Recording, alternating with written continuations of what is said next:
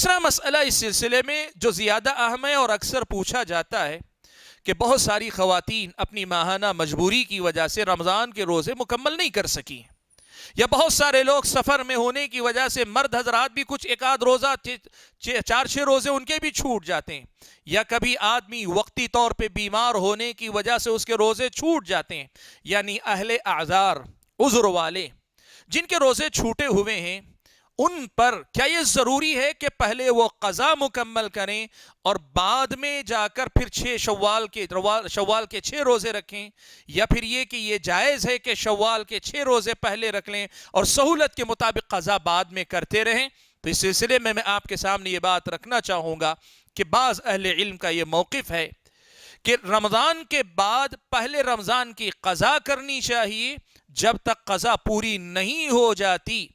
تب تک شوال کے روزے نہیں رکھنے چاہیے۔ یہ بعض اہل علم کی رائے۔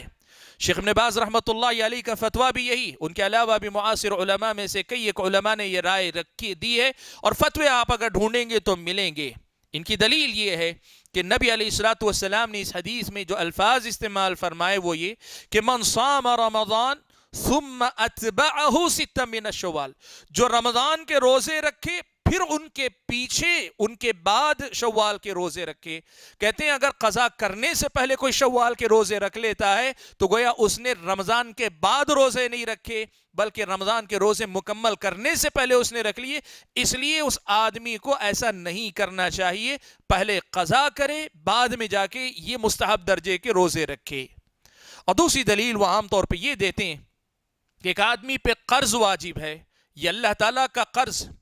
جو فرائض ہم پر ہیں، جن کی ادا ابھی ہم پر باقی ہے یا قضا ہم پر باقی ہے، وہ اللہ تعالیٰ کا قرض ہے۔ قرض ادا کرنے سے پہلے صدقہ کرنا درست نہیں ہوتا، تو بالکل یہ فرض روزے جو قضا کے درجے میں ہیں ان کو پہلے ادا کرے، بعد میں جا کر آدمی نفل درجے کے روزے رکھے۔ یہ دلائل ان اہل علم نے دیے۔ وہیں میں یہ مسئلہ بھی آپ کے سامنے ذکر کرنا چاہوں گا کہ امام نووی رحمۃ اللہ علیہ نے بڑی تفصیل کے ساتھ اس مسئلے پہ گفتگو کرتے ہوئے علماء احناف، شوافع وغیرہ میں سے کئی ایک اہل علم کا حوالہ دیتے ہوئے یہ بات نقل کی ہے کہ شوال کے روزے قضا سے پہلے رکھ لینا بلا کراہت، بغیر کسی کراہت کے جائز ہے۔ کیوں؟ کہ اس لیے کہ مائی عائشہ صدیقہ رضی اللہ تعالی عنہ نے اپنی ایک بات یہ بتائی ہے، کہتی ہیں کہ میرے رمضان کے جو روزے چھوٹ جاتے تھے میں وہ روزے قضا نہیں کر پاتی تھی، یہاں تک کہ اگلا شعبان آ جاتا اللہ کے نبی صلی اللہ علیہ وسلم کا خیال کرتے ہوئے میں روزہ نہیں رکھتی تھی۔ شعبان میں اللہ کے نبی چونکہ بکثرت روزہ رکھتے تھے، مائی عائشہ کو بھی روزہ رکھ لینے یا قضا کر لینے کا موقع مل جاتا تھا۔ اس کو تھوڑی سی اچھے انداز میں سمجھ لیتے ہیں۔ دیکھیے مائی عائشہ رضی اللہ تعالیٰ عنہ کے رمضان کے روزے چھوٹے ہوئے ہیں، دوسری طرف اس مہینے بھی ان کی ماہانہ مجبوری ہو سکتی ہے۔ اب آپ سوچیں، رمضان کے چھوٹے ہوئے روزوں کی قضا، پھر شوال کے 6 روزے، اور ان کے ساتھ اس مہینے کی ماہانہ مجبوری والے ایام بھی، اگر یہ سارے ایام ملا لیں گے مہینے کا اکثر حصہ ایسا ہوگا کہ پیارے نبی صلی اللہ علیہ وسلم کے ساتھ اللہ کے نبی صلی اللہ علیہ وسلم ان کو کی ضرورت محسوس کریں تو وہ موجود نہیں رہ پائیں گی۔ مائی عائشہ رضی اللہ تعالیٰ نے اس وجہ سے روزوں کو مؤخر کرتی تھیں، قضا کے روزوں کو مؤخر کیا کرتی تھیں تاکہ اللہ کے نبی صلی اللہ علیہ وسلم جب ضرورت محسوس کریں تو حرج نہ ہو نبی علیہ الصلوۃ والسلام کو۔ یہ جو بات ہے اس حدیث کی روشنی میں اہل علم نے لکھا ہے کہ یہ ممکن نہیں ہے کہ مائی عائشہ چونکہ شعبان تک قضا نہیں کرتی تھیں تو اس کا مطلب یہ ہوا شوال کے اور درمیان کے روزے رکھتی ہی نہیں تھیں۔ شوال ہے، عرفہ ہے، محرم ہے، اس کے علاوہ پیر اور جمعرات کے روزے ہیں، ایام 20 کے روزے، اتنے سارے روزے کیا مائی عائشہ رضی اللہ تعالیٰ عنہ نہیں رکھتی تھی؟ اس لیے کہ قضا تو شعبان ہی میں کرتی تھی۔ اسے پتہ چلتا ہے کہ اہل علم میں سے جنہوں نے یہ کہا ہے کہ شوال کے روزے قضا سے پہلے رکھے جا سکتے ہیں، ان کی بات دلیل سے قریب تر نظر آتی ہے، یہی بات صحیح ہے۔ ہم کو کیا کرنا چاہیے؟ اختلاف اور دلیل کی بات ہم نے سنی، ہمیں کیا کرنا چاہیے؟ میں آپ کے سامنے یہ بات رکھنا چاہتا ہوں، اگر آپ کے پاس استطاعت ہے،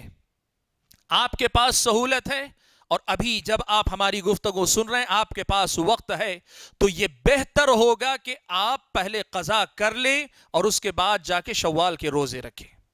لیکن اگر آپ کے لیے ممکن نہیں ہو رہا ہے، جیسے میں نے ابھی حساب کر کے بتایا کہ خواتین کے لیے بسا اوقات مشکل ہو جاتا ہے،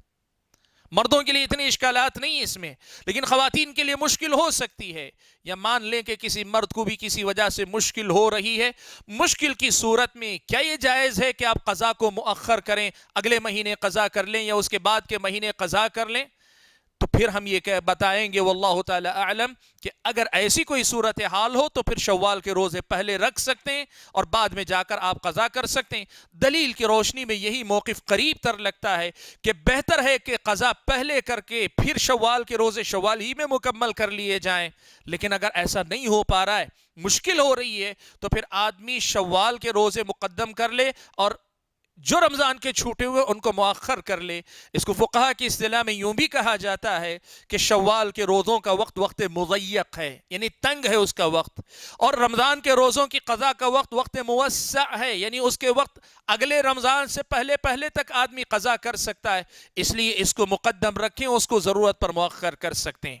لیکن یہ بات بتانا چاہیں گے کہ ہم اور آپ کو اس کا بھی خیال رکھنا چاہیے کہ ایسا کبھی نہیں ہونا چاہیے کہ ہم اور آپ قضا اس حد تک مؤخر کر لیں۔ بسا اوقات لوگ یہ سوالات کرتے ہیں کہ اگلا رمضان بھی آ گیا لیکن میں پچھلے رمضان کے روزوں کی قضا نہ کر سکا یا نہ کر سکی۔ ایسا ہم اور آپ کو کرنے سے پرہیز کرنا چاہیے۔